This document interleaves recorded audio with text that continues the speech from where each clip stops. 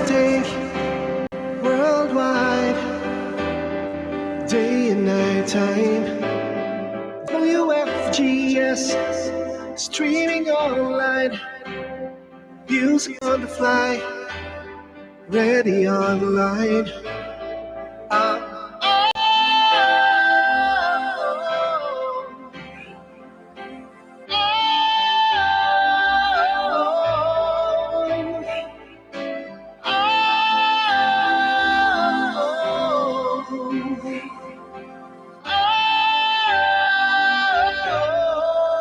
Listen to the top songs of great performance now streaming on W.FGS. Pakiayos natin mga kapitbahay ang ating mga orasan. Saan man tayo ng dako ng daigdig nandoon, London.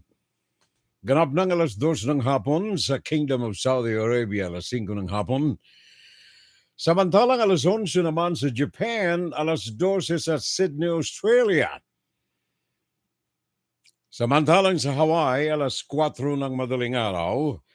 Diyan sa Pinas, ganap ng alas 10 ng gabi. Philippine Standard Time. And of course, dito sa amin, silangang bahagi ng Estados Unidos, ganap ng alas 10 ng umaga.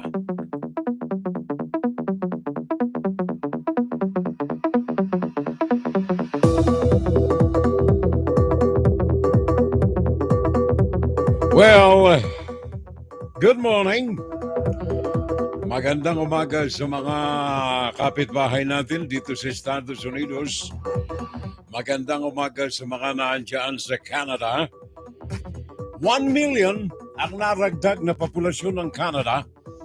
Ang karamihan dito ay mga immigrants from the Philippines.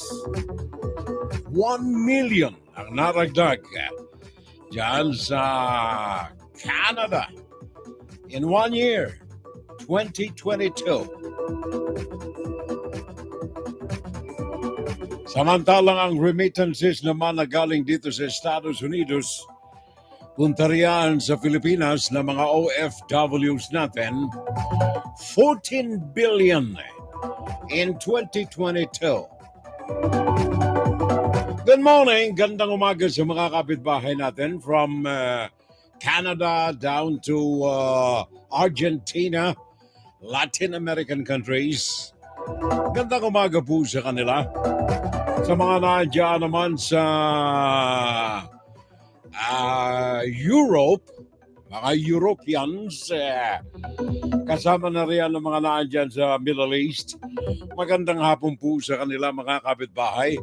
Diyan sa London, sa Belgium, Switzerland, and of course down sa Saudi Arabia. Good afternoon everyone. And of course sa Asia, sa mga minamahal nating mga kadugo, especially sa Pilipinas, ang ating lupang tinubuan. Good evening. Magandang gabi, Medel Fetalcorin Fabro. Good evening sa aking kumpadreng hilaw, Jundi T. Valencia. Magaling nating aktor ito Paring Rodmond, good morning from Murrieta sa California. Kay Maring Medel Fetalcorin Fabro, sabi niya, sorry Furel, been out for 7 months. Nga naman busy. Dito sa Pinas ay maraming mga Canadians. Canada riyan, Canada dito, Canada roon, Canada everywhere. Canadians. Sabi ni parang Jundi T. Valencia. Etong pare ko, hindi nauubusan ito ng pakulo Hindi nauubusan ng pakulo ang kumpare ko, Jundi T. Valencia. Kaya masakit na kahit masakit ang aking balakang gawa ng sciatica. Sabi ni Manay, huwag ka na magprograma. O baka hindi mo makayanan, nakatayo ka na 3 oras riyan Huwag ka na muna magprograma. O sabi ko, hindi pwede Nag-aantay ang pare ko, si Jundi Valencia. Nag-aantay ang pare ko, Jundi T. Valencia. Hindi natin pwedeng talikuran ng basta-basta na lamang ganyan. Labanan natin si Sayat. Diba? Medel Fetalcorin Fabro. Sabi niya, ganun eh. Diyan sa Pinas nga pala mga kapitbahay,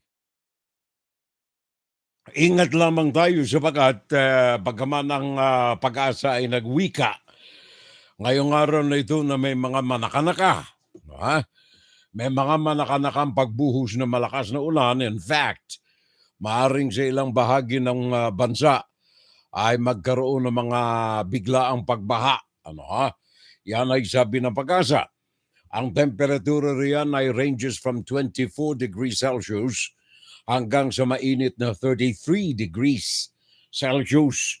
Diyan sa Metro Manila at iba pang mga harating bayan, kasama ng Luzon, and then kasama ng Visayas, Mindanao, yun ang general condition natin ngayon riyan, sabi ng pag-asa. Mga manakanakang mga pag-ulan, pagbuhos ng ulan, ito ay dahilan sa hanging, anong tawag niyan, habagat, easterly. Yan ang kukula-kulapol ngayon riyan sa ating bansa sa buong 24 oras, in and out, dyan sa Pilipinas. Kaya may mga manakanaka, mga pag-ulan at mga pagkulog at saka mga pagkidlat.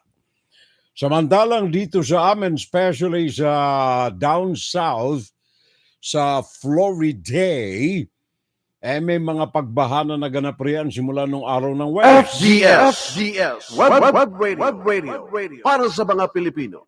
Yan ang ating mga iniaala-ala riyan sa mga kababayan natin mga Pinoy diyan sa down south sa Florida sapagat biglaan na lamang noong araw ng Webes na binaha maging yung Fort Lauderdale sa Florida. Yun nakakaimbigkas na nakaugalian na sa Florida. Florida. Yan ay dahilan sa one time na kami ay nag-long driving punta ng Florida from here. Nag-stop over kami roon sa Georgia. Ngayon, alas 6 na madaling araw sa Georgia. Nung nag-stop over kami para mag-almusal, may pumasok na naka-top down na babae. Top down na kotse. Chevrolet. 1963 model.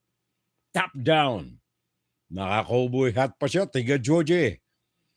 Paglabas sabi namin, purang mukhang Pilipino ito eh. Siya naman, napansin kami, isang buong kumpul ba naman kami ng mga Pilipino eh. Isang buong pamilya eh. Napatingin sa amin. Sabi niya, you're a Filipino. Yung pala, dito na pinanganak sa Amerika, dito na lumaki sa Florida. Kaya sabi niya, welcome to Florida. Yun ang nakintal na sa aking isipan. Florida. Puso ko sa bayan ko. Ano ito, meron akong nakitang commercial sa Fix News. Sabi ni parang June Di Valencia, pakulo na naman ito eh. Medicine for treatment of sciatica. Just forget. Parang merong plus sign sa huli. Pare ko forget. Habang kinakalimutan mo, kalimutan ko na ito, lintak na ito, kalimutan ko na. Lalo mong naitatanim sa ulo eh. Kalimutan ko na ito eh. Kalimutan ko na. Walang sakit yan. Lintek na yan, ano? Walang sakit yan eh. Habang sinasabi mo eh, lalong bumabaon sa utak mo sakit. Ang sakit. Fort Lauderdale Airport reopens after devastating flood with more rain possible to come. Yan ay kagabi. Kahapon na ron ng Friday, binuksan na itong Fort Lauderdale. Bagaman ito po ay isinara simula nung araw ng Webes, gawa ng talagang binaha ang Florida. Especially itong mga lugar dito sa malapit dito sa Lauderdale, Fort Lauderdale. Pakinggan natin itong report ng WPBF News 25 sa Florida, of More course. storms expected today. But first, we want to go right out to Caleb Califano live in Fort Lauderdale. Caleb, update us, 9 o'clock. That was when things were supposed to open. What's it looking like?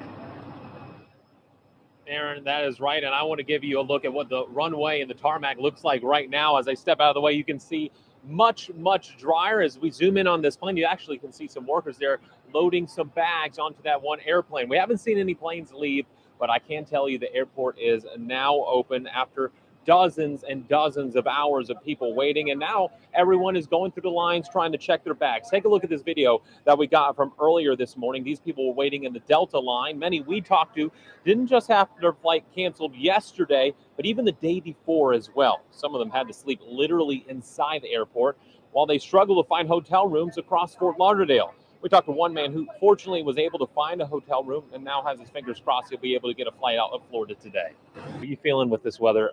You're never going to get out of Florida. Oh, we thought we were going to have to move here. No, we're relieved to get home. We're very relieved. Now, that was actually another one we talked to. We talked to a lot of people here that are really happy they're finally getting out of Florida. Many still trying to figure out flights today. But one thing that the airport is encouraging you to do is to check in with your airline just to make sure your flight is going out the right time today, because things constantly can be changing here. For now, we're live in Fort Lauderdale. Caleb Califano, WPDF 25 News. Thank you very much. Meron pa siyang breaker, ano? Thank you. Anyway, yan ay direct na galing po sa Fort Lauderdale, sa Florida. WPBF News 25. Napakinggan niyo yan, ano? By the way, yung kanyang binabanggit na airport sa Fort Lauderdale ay binuksan ng alas 9 kahapon Friday morning pagkatapos na limasin yung tubig doon mismong sa runway ng paliparan na ito. Maraming mga eksperyensya ang napagkaalaman natin itong nakalipas na 24 oras. Mga nangawala ng mga kuryente, bumagsak na mga sanga ng kahoy. Most especially, yung matinding ipo-ipo. Mantakay mo yan, pinarusahan ka na ng baha. Pagkatapos ng baha, meron pa rin ipo-ipo. Ito yung daluyong. Hindi daluyong, ipo-ipo na nga eh. Ipo-ipo. Pakinggan na lamang natin ito. A lot of people aren't even talking about the wind unless you live in the very specific areas where 2 tornadoes touched down. Dania Beach, not far from here in Hollywood. You know, tornado damage is so specific, and you'll see some of that damage. But boy, the water here coming down again, no respite. This is actually the parking lot of a huge complex just starting to recede in some Hollywood areas. And now the rain is starting again, and people are thinking, oh no. You just have to take the back roads and look for the best street that's not too flooded. A watery maze still in and out of Hollywood neighborhoods.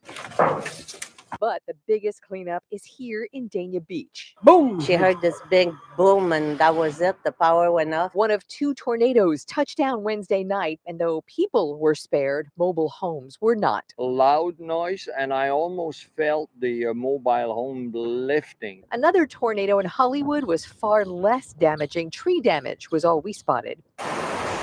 The water here is the story. Longtime residents call it unprecedented and slowly realizing it may be inevitable. I've lived here for about a little bit over 25 years. This is the worst it's ever been. And they said they just completed the drainage over there and it's flooded terrible. Those near Hollywood's lakes are faring the worst. You know what? There's no drainage where I live over there at Ravenwoods Estate. Getting to work or anywhere means biking or walking or waiting it out. Does not look good for businesses in this plaza at Sheridan and Park. At least a day of lost business. A kayaker instead using the parking lot. Have you ever seen anything like it?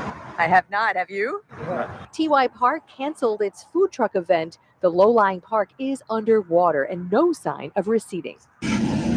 And in the surrounding streets, the city contracted with tow services for those caught in car disabling depths. So at least one day with no business, destined, it looks like, to be another day without business. We just saw an electrical truck leaving this parking lot right just seconds ago. There was a Hollywood fire rescue, sirens blaring, heading in the northbound direction. It just goes to show you that we are not out of the woods here. In Hollywood, unlike Fort Lauderdale, Hollywood's very block by block. Some fared better than others. But with this rain coming down, standing water, nowhere for the water to go, this is going to be a very long, concerning night for a lot of people here. I'm Glenna Milberg, live in Hollywood tonight, Local 10 News. Thank you very much. Yan ang Television Channel 12. Doon naman sa Hollywood sa Florida. Glenna, anong apelyido na? Milberg. Glenna Milberg. Mhm. Dito sa amin, mainit eh. Mainit na dito sa amin ang temperatura natin ngayon, let me say.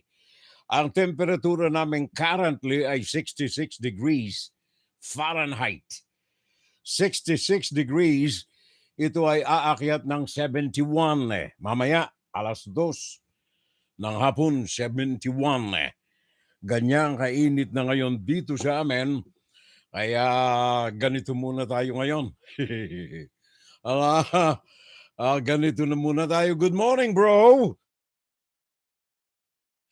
At sa lahat ng mga viewers natin, sabi ni parang Junior Dal. Thank you, June. Maraming salamat.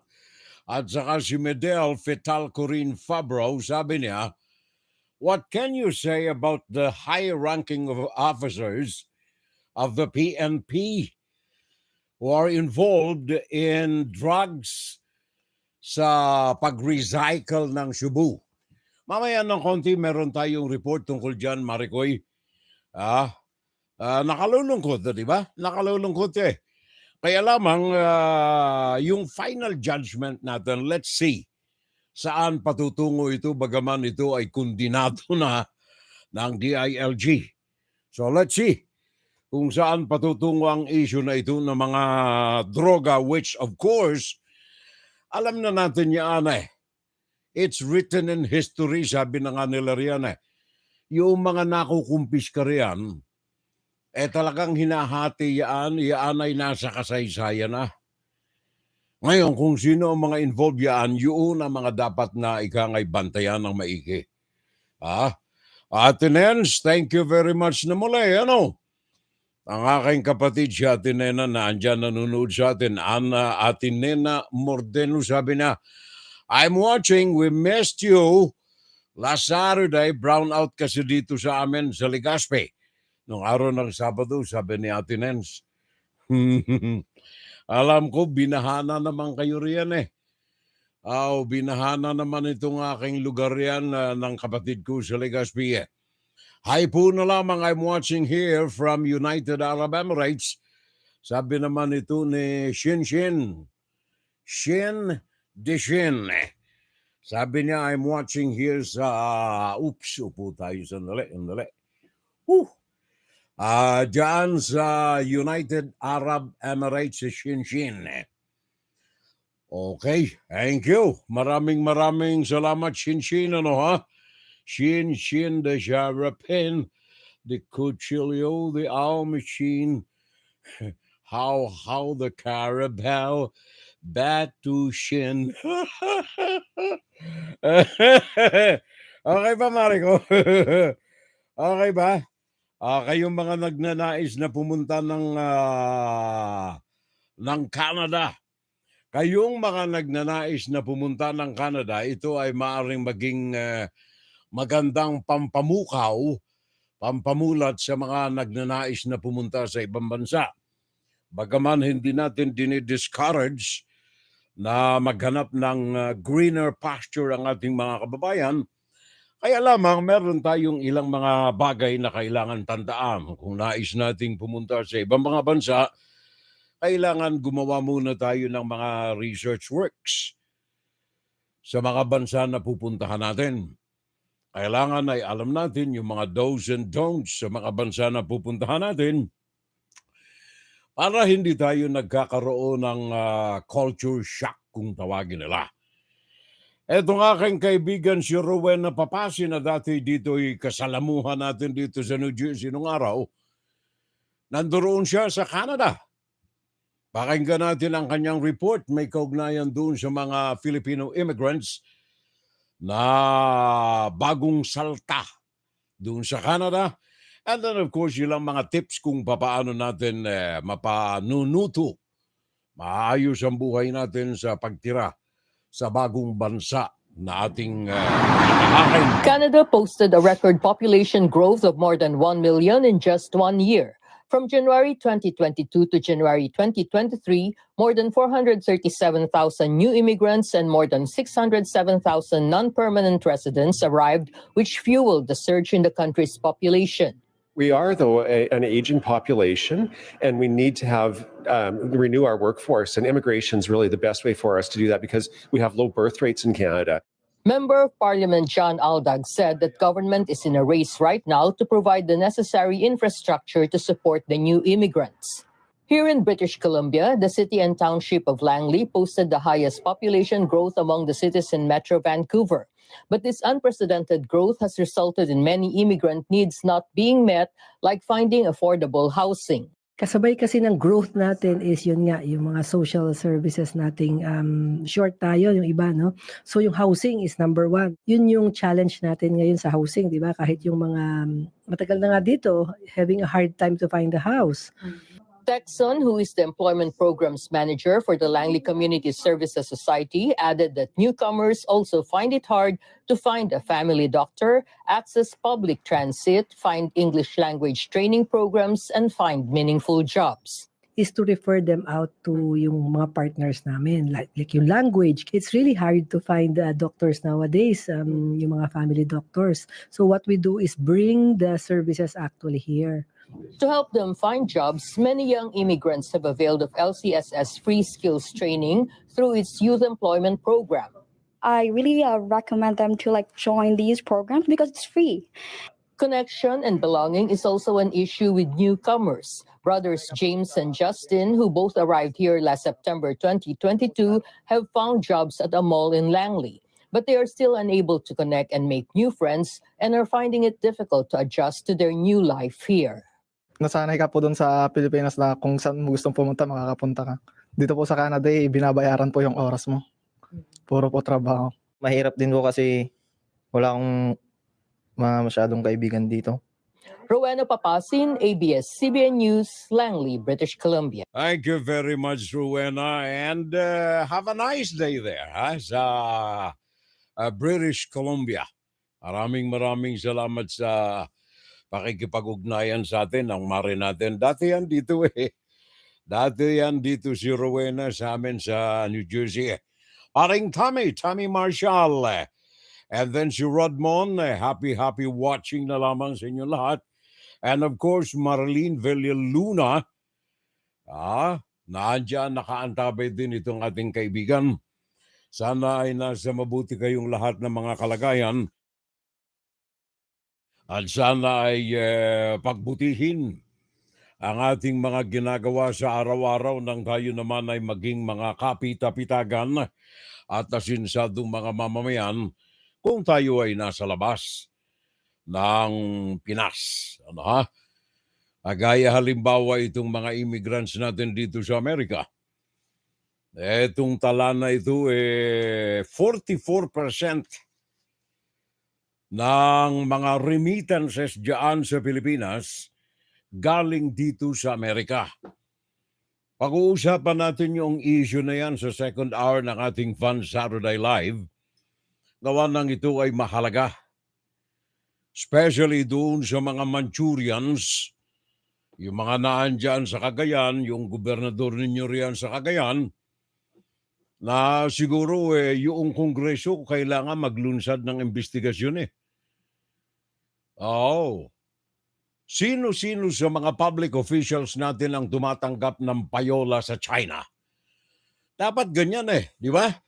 Once and for all nalalaman natin kung sino ang mga Manchurians at sino ang mga tunay na mga Pilipino, mga patriots na mga Pilipino. Di ba? Marlene Villanueva, di ba ganyan? From Kuwait, ang ating kaibigan dito, Marilyn Villaluna. Si paring Shoka Friend de Merano, nandiyan, kaantabay din natin, Fernando Diego Constantino, good morning, bro. At sa lahat ng miyembro ng pamilya. At sa lahat ng mga miyembro ng FSL. Yung mga followers nito, God bless na lamang sa atin lahat, sabi ni paring Fernando Diego Constantino. Yung mga kaagapay natin riyan ng mga silent audience natin, especially dyan sa YouTube, Regards na lamang sa inyo lahat dyan mga kapitbahay. Ano? Ngayon, kung kayo naandyan sa Pinas mga kababayan ko, ika nga ano bang magagawa natin? Kung kulang tayo ng supply, magtiis, di ba? Sabi ng National Food Authority, NFA, sabi nila yung buffer stock ng bigas ay kailangang maragdagan yung NFA. Hindi yan yung supply pangkalahatan ng bigas sa bansa, kundi yan ay yung inilaan ng gobyerno na inimbak diyan sa National Food Authority na supply ng bigas para sa mga emerhensyang mga pangangailangan. Ayon sa report na tinanggap natin kay Ray Pelayo ng UNTV, etong buffer stock na ito ng bigas riyan kung sakaling may mga kalamidad ay kulang na kulang na. Pakinggan natin siya. Plano kami kung kailangan mag-import, kung kailangan magpahaba, magparami ng buffer stock sa NFA dahil masyado nang mababa. Yun lang ang nakita namin problema. Base sa Rice Tarification Law, mandato ng National Food Authority na mag-imbak ng bigas para may maibigay sa mga maapektuhan ng kalamidad sa bansa. Ngunit sa ngayon ay manipis ang reserba nito. Una nang sinabi ng Department of Agriculture na hindi masyadong makapamili sa mga lokal na magsasaka ang NFA dahil mataas ang presyo ng palay.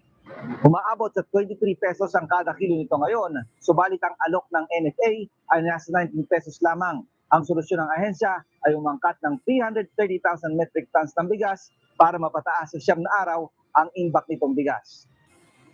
Tinatayang bababa sa 500,000 sako ng bigas na lamang ang maiiwan sa mga bodega ng NFA pagsapit ng Hulyo ngayong taon. Ayon sa pahayag na inilabas ng Presidential Communications Office, maaari itong idaan sa Office of the President o kaya sa ibang ahensya ng gobyerno. Pero ayon sa chairman ng Federation of Free Farmers na si Leonardo Montemayor, bawal sa ilalim ng RTL na mag-angkat ng bigas ang NFA. May provision man anya sa batas na pinapayagan ang Pangulo na mag-utos ng importasyon pero dapat ay walang sesyon ng Kongreso at magdeklara kung kulang ang supply ng bigas sa bansa. Meron po bang shortage, whether it is actual or imminent, that will justify under the RTL also the President's authorizing the importation of rice from abroad? Ayon sa grupo ng magsasaka, taasan na lang sana ng NFA ang alok nitong presyo sa mga magsasaka para makabili ng mas maraming palay. Imbis na i-adjust yung buying price ng NFA, ang gusto nila umangkat ka lang sa labas. Ano ba yan? Mas pinapaboran pa po ninyong foreign producers kaysa yung local farmers natin. Ray Pelayo, UNTV News and Rescue, Diyos ang aming sandigan, serbisyo publiko ang aming pinahahalagahan. Maraming salamat paring Ray Pelayo ng UNTV News. Thank you very much. Ano ito? Ano ito? Hindi ko maintindihan ang haba ng istorya. Hindi ko maintindihan .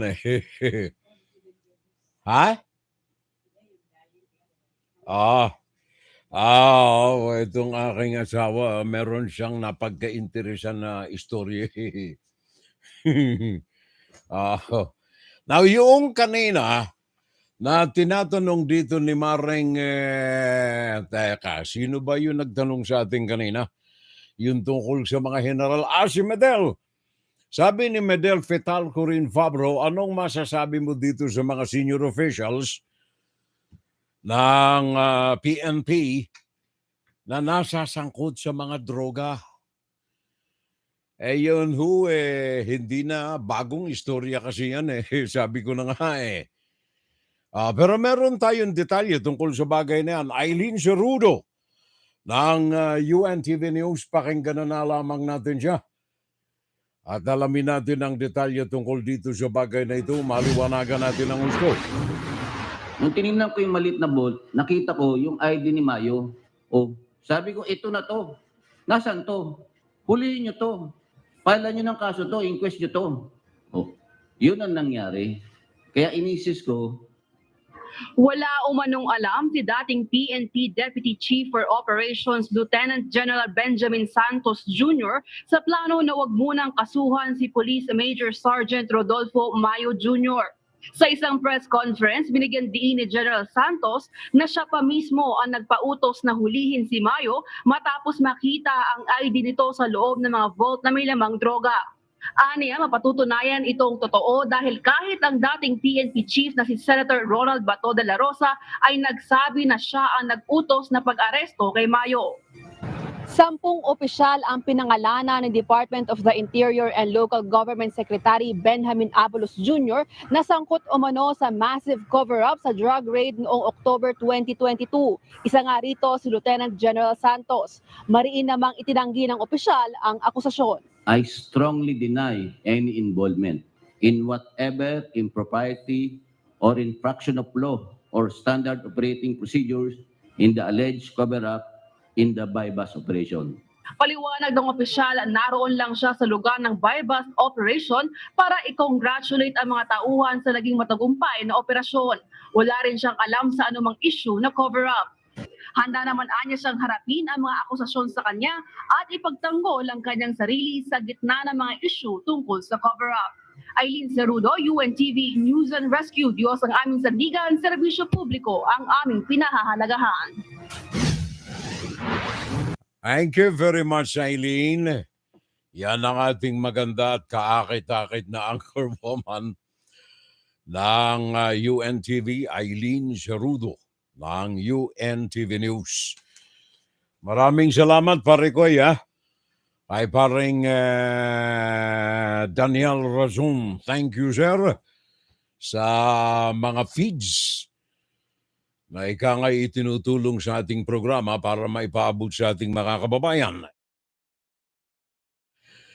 Ito ang pinakang malaking buy bust at saka pinakang malaking halaga na kung saan ay nasangkot ang mga general ng Philippine National Police. 6.7 billion.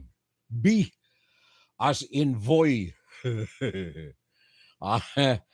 B as in boy. 6.7 billion na halaga ng shabu nasa kote ng ating mga miyembro ng PNP. Kaya lamang yung kalahati pinagparty-partihan para mapagkakitaan din. Yun ang problema. Anong mga nangyayari na sa mga miyembro natin ng militar at mga miyembro ng pulis? Yan ba ang iniwan na turo ni President Rodrigo Duterte? Sabi niya, mga pulis ko mga sundalo ko wala silang may reklamo sa akin sapagat sila'y binusbusan ko ng maraming pera riyan mga pulis ko yan mga sundalo ko yan kaya ito ngayon si Bantag, isa sa mga appointees ni Digong, sabi nga ng kanta on the run Sulueta Bantag. Makukuha pa ba natin itong mga ito? Medyo natabunan na ito nung issue ng Digamo case. But at least ang Department of Justice umuusad pa rin. Tingnan ninyo ito, Bantag at saka Sulueta. Sabi ng korte, hulihin na ang mga ito. Ang mga kasong kinasasangkutan ng mga ito ay walang piyansa.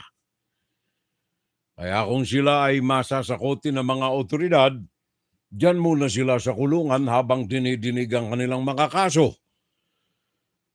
Nais lamang nating liwanagin yung kaso nila kay Percy Lapid, hindi pa ito. Itong pagpapahuli sa kanila ng korte ay doon sa kaso na kinasasangkutan ng pagpatay doon sa inmate nitong nakalipas na buwan ng Oktubre. Yun ay nag-mitsa sa kaso ng pagpatay kay Percy Lapid. ang ating kaibigan. Sumangalangit nawa ang kaluluwa ng mahal nating kaibigan na ito, ano ha? Sabagay, hindi na sayang yung kanyang kamatayan eh. Gawa ng ito ay nagdulot ngayon ng pagkakabunyag ng anomalya diyan sa New Bilibid Prison. Pakinggan natin ang report. Anjo Alemario ng CNN Philippines. Two murder complaints reached the courts. A Muntinlupa court is the first to order the arrest of former Bureau of Corrections Director General Gerald Bantag and former Bucor Deputy Security Officer Ricardo Zulueta. This is for the death of June Villamor, the alleged middleman in the killing of radio broadcaster Percy Lapid. There's no word yet when the Las Piñas court will issue another arrest warrant, this time for Lapid's death. That's due process. The wheels of justice are turning, so it's a welcome development. It's really up to the prosecutors to do their job. We take custody of him. Hopefully we can arrest him or he will surrender. Hopefully. Bantag and Zulueta were tagged as principal by inducement in the two murders. Based on the NBI and PNP's investigation, 5 members of Sputnik gang were ordered to kill Villamor by suffocating him with a plastic bag. The probe also showed it was Bantag who allegedly instructed Zulueta to kill Lapid. Zulueta then talked to Denver Mayores, an inmate in Iwahig, to relay Bantag's order.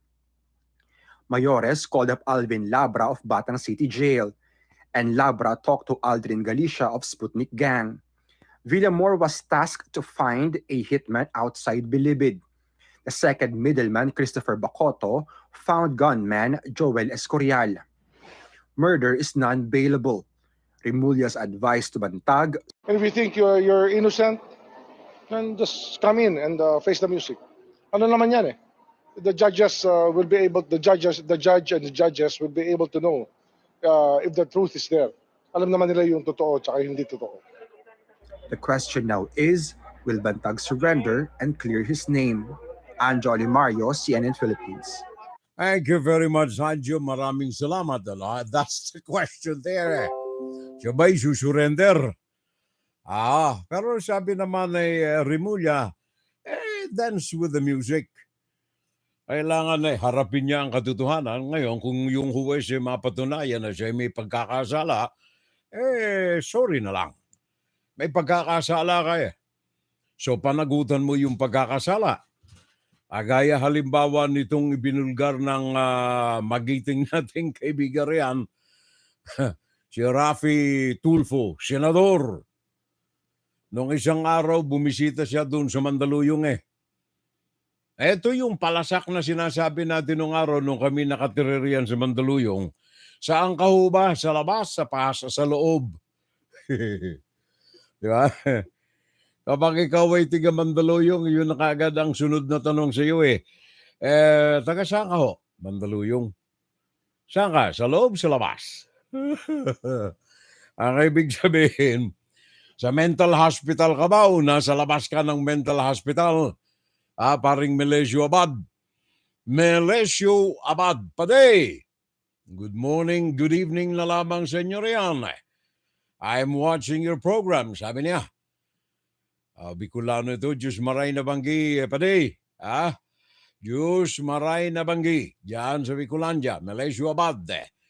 And then paring Rodi Santos, good morning. Nandirito ang pare natin sa Samba, sa US, sa Canada. Pare natin si Rodi Santos. And then Lamikar Danita, bagong pangalan natin ito. Sabi na, good evening po. Kaya ako napahu, gawa ng masakit eh. Masakit. Lamikar Danica. There you are. Danita pala. Danita. Okay. Thank you. Happy listening na lamang sa inyo riyan. Ngayon, nabanggit ko si Rafi Tulfo, senador. Noong isang araw, dahilan sa mga reklamo sa kanyang programa, noong isang araw ay napunta siya sa pinuntahan niya, actually yung National Mental Hospital sa Mandaluyong. Ito'y bunsod ng mga reklamong natatanggap niya na punong-puno ang Mandaluyong, yung loob ng mental. Marami roon ng mga pwede na namang umuwi, hindi naaasikaso o napapabayaan o kaya ayaw umuwi ng pasyente. Kaya nung isang araw, nung Huwebes, ay actually kahapon ba? Tama, kahapon Friday. Si OIC officer in charge ng Department of Health, Dr. Maria Rosario Verziere, ay nagsagawa ng ocular o kaya personal inspection sa Department of Health, National Center for Mental Health. Ito ang mental hospital dyan sa Mandaluyong. At marami nga siyang mga nakita na mga kasalaulaan, mga kapabayaan at iba pang mga bagay na hindi nararapat sa operasyon ng National Mental Hospital. Narito si Harleen Delgado ng UNTV para mas maliwanag ang kanyang pagbabalita. The Department of Health, or DOH, inspected the National Center for Mental Health, or NCMH, in Mandaluyong City to assess the situation or condition of overcrowded patients. It was led by Health Officer in Charge, Undersecretary Maria Rosario Vergere, with other officials of the DOH and the NCMH. They also assessed the Pavilion 4 and 8, or the Male Forensic Ward, and the Female Disability and Geriatric Ward, if patients can be moved to the newly built pavilion in the said hospital. Earlier last March 27, 2023, Senator Rafi Tulfo conducted a surprise visit at the NCMH to find out the situation of citizens who are reported to be crowded in the hospital pavilions.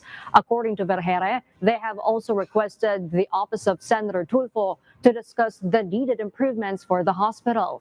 Vergere adds patients can also be transferred to the newly built extensions of the hospital facility. Ililipat na natin ang, I think, almost 60 of our patients coming from this pavilion, itong forensics pavilion na nakitang medyo congested para po ma-decongest. Nakakita rin po tayo ng dalawang pavilion pa na medyo hindi naman ganun kadami ang naka-admit na pwede pa rin nating ilipat yung ibang pasyente from this forensic division or pavilion dito sa mga pavilions na to. Meanwhile, according to Vergere, they have also talked to other concerned agencies to ask for help for the patients classified as discharged or competent to be returned to their respective institutions. Thank you. Maraming salamat, Harleen Delgado. Tumatrabaho itong si Rafi, pare ko Tumatrabaho Lamekar Danita. Sabi niya, I'm watching Furel from Japan. Sa Japan ngayon ay alas 11:43 na. Halos midnight na ang kaibigan nating Lamekara Danica or Danita diyan sa Japan. Paki-regards na lamang tayo riyan sa lahat ng mga kasambahay mo riyan. Ano? Alam kong Pilipina ito Lamekara. Nakapag-asawa rin siguro ito ng Hapon.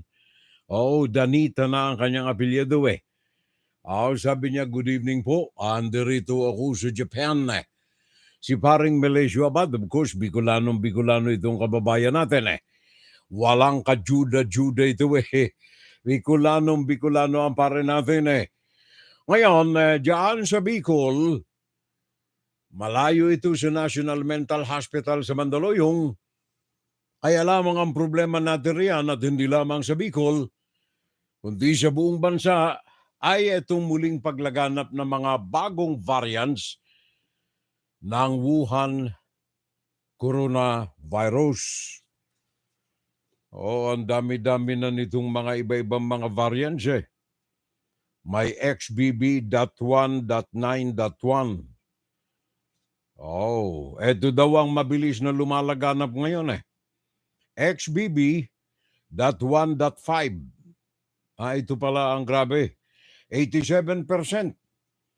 Mga kaso ng bagong dominant variant na ito ng COVID-19 Ito ang bumibiktima sa maraming mga kababayan nating mga Pilipino. In fact, 255 na naman ang mga nangamamatay riyan. Kaya kayong mga kababayan natin riyan, wag tayong masyadong kumpyado na wala na yung padala na kamatayan ni Xi Jinping. Naandyan pa rin, nagbabago-bago lamang siya ng damit. Ngayon ay XBB.1.5, 87.9% ang mga kaso nito, followed by XBB.1.9.1 with 5%. Kaya yung mga pagsuot-suot natin ng mga maskara riyan, mga pare ko dyan sa Pinas, siguro ugaliin pa rin natin para ligtas tayo sa anumang kapahamakan. Para ligtas tayo sa anumang kapahamakan. In fact, pakinggan natin si Madeline Villar Moratilio ng Net25 para maliwanagan natin ito. Nakapasok na rin sa bansa ang bagong variant ng Omicron na XBB 1.9.1 na kabilang sa under monitoring ng World Health Organization o WHO. Sa biosurveillance report ng Department of Health, ang pinakabago ay ang 39 na kaso ng XBB.1.9.1 na natukoy sa ginawang sequencing ng Philippine Genome Center mula Abril 3 hanggang 11. Ayon sa DOH, bagamat mabilis magkahawa, hindi naman ito inaasahang magdudulot ng pagsirit ng COVID-19 cases. Sinasabing kalat na rin ito sa higit 60 bansa. Bukod sa XBB.1.9.1, may 150 karagdagang bagong kaso ng Omicron sa variants din ang natukoy sa bansa. Nito mga nakalipas na linggo ay unti-unting tumataas sa mga kaso ng COVID-19 sa Pilipinas. Ayon sa DOH, ito ay nakita sa hanay ng mga hindi pa bakunado. Bilang nakakakita po tayo ng kaunting pagtaas ng mga kaso dun sa ating mga hindi bakunado, patuloy po natin pinapaalalahanan ng ating mga kababayan na magpapakuna na ng kanilang primary doses. Dahil sa tumataas na kaso, ang lokal na pamahalaan ng Iloilo ipinag-utos ang mandatory na pagsusuot ng face mask sa mga empleyado at may transaksyon sa City Hall. Ang ilan namang nakausap ng Net25 News Team, hati ang opinyon kung dapat bang maging mandatory ang pagsusuot ng face mask. Para sa akin, ma'am, ano na lang, optional na lang siya. Kung kailangan, lalo sa trabaho ko, di ba makapag-apply na, mas kailangan yun para rin sa safety na rin. Pero ang DOH hindi pa rin irerekomenda na gawing mandatory ang pagsusuot ng face mask sa kabuuan ng bansa. Sa halip, hinihikayat nila ang publiko na maging maingat pa rin at magkaroon ng self-assessment kung dapat ba o hindi magsuot nito depende sa kinaroroon ng lugar. Madeline Villar Moratilio para sa Mata ng Agila. Matatag, matapang, matapat. Thank you very much, Madeline. Maraming salamat. Kayo po mga naandyan sa YouTube, thank you very much. Say something para naman nakakalabit ko kayo riyan, Kayo mga naandyan sa YouTube. Mga silent audience natin na mga ito Ngayon, dyan sa Pinas pa rin mga kababayan, aside dito sa mga .com, .b.x.b.b, meron pa rin tayong dapat ingatan riyan sa Pilipinas. Gawan nitong tubig at saka pagkain. Alam naman natin na sandamakmak yung problema natin riyan sa mga baha. Kaliwa kanan yung mga pagulan, kaliwa kanan yung mga baha. Kaya ang problema yung mga sakit sa tubig o dala ng tubig at saka mga sakit na dala ng mga pagkain. Ingatan natin yan sapagat yun ay lumalaganap din na talamak sa Pilipinas. Sa mga sandaling ito, ayon kay Rafael Busano ng ABS-CBN. Limited water supply is seen by the Philippine Health Department as one of the reasons why food and waterborne diseases have increased from January 1 to March 18 this year compared to last year. Based on DOH data, acute bloody diarrhea, rotavirus, and typhoid fever all went up by over 100%. Cases of acute viral hepatitis and hepatitis A are also higher this year compared to 2022. Only cholera cases are down. Department of Health Officer in charge Maria Rosario Vergara says there are other factors driving the increase in these cases. Kapag ang tao ay mobile, palipat-lipat ng pwesto, ang sakit I would always be there. Kailangan i-consider din natin, Rafi, during the first 2 years of the pandemic or even 2022, the focus of surveillance were mostly channeled for COVID-19 virus. The DOH is also advising the public to be wary of dengue, an endemic disease and prevalent during the dry season, as the public store water, which becomes breeding sites for mosquitoes. Ngayon pong summer, ang usual cause natin ay yung kakulangan natin ng tubig. Dahil kulang ang tubig, nag-iipon po ang ating mga kabahayan ng mga tubig sa kanilang mga lalagyan. Health experts are advising the public to be vigilant and ensure that the drinking water, which is also used in food preparation, is safe for consumption. Rafael Bosano, ABS-CBN News. Thank you very much, Paeng. Maraming salamat. Kaya ingat na lamang tayo riyan, mga kapitbahay. Kaliwa kanan itong mga problema natin riyan sa Pilipinas. Yung mga Wuhan virus variants. And then meron tayong food and water-borne diseases dahilan sa mga pagbaha. Mabuting balita na lamang natin ngayon, Mariko, Maring Lamikar. Magandang balita na lamang natin ngayon ay itong mga graduado ng abogasya sa Pilipinas.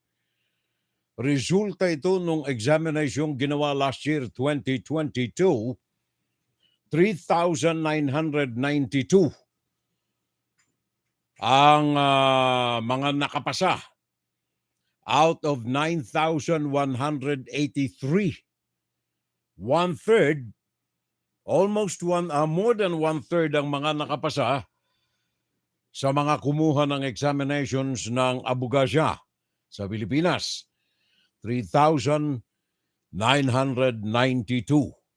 O kaya ay 43% ang mga kumuha ng abogasya ang mga nakapasa. Sa mga universidad, ang mga nanguna rito ay ang Ateneo de Manila, ang nakakuha ng top-notcher sa mga grado, San Beda University, pangalawa, and then University of the Philippines, pangatlo, University of San Carlos, pangapat, at University of Santo Tomas, panglima.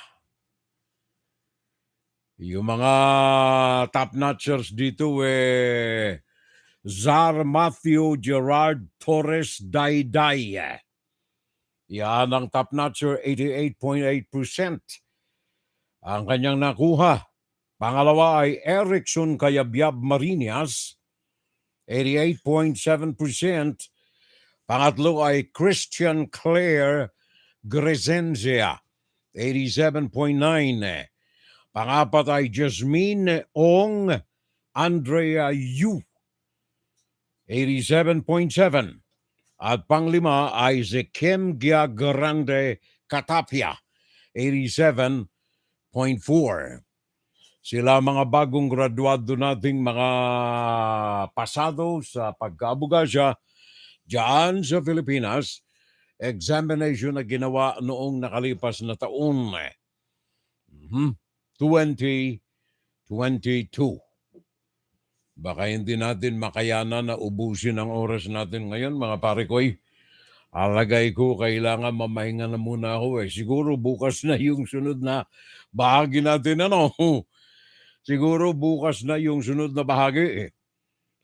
Ituloy na lang natin itong unang bahagi, kaugnay nitong balikatan. Gusto ko sana mong talakayin itong issue na ito ngayong araw na ito Pero baka bukas na. Baka yung kalahati bukas na. Ala na tayong enerhiya para ikangay ituloy ang programa. Sa araw na ito, araw ng Sabado, siguro yung isang oras, bukas naman natin bunuin. Bukas naman siguro natin bunuin yung isang oras Nawa ng parang nais ko na lamang na maupo na muna siguro eh.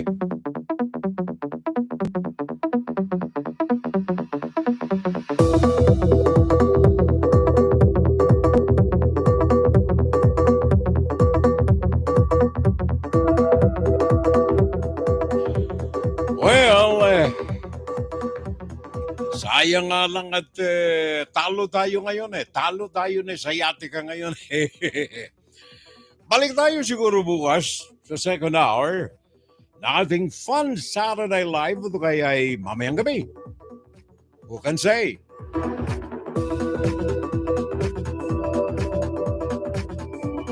Meanwhile, yan muna ang ating mga breaking news today, araw ng Sabado. 15 ng buwan ng Abril, halfway this month.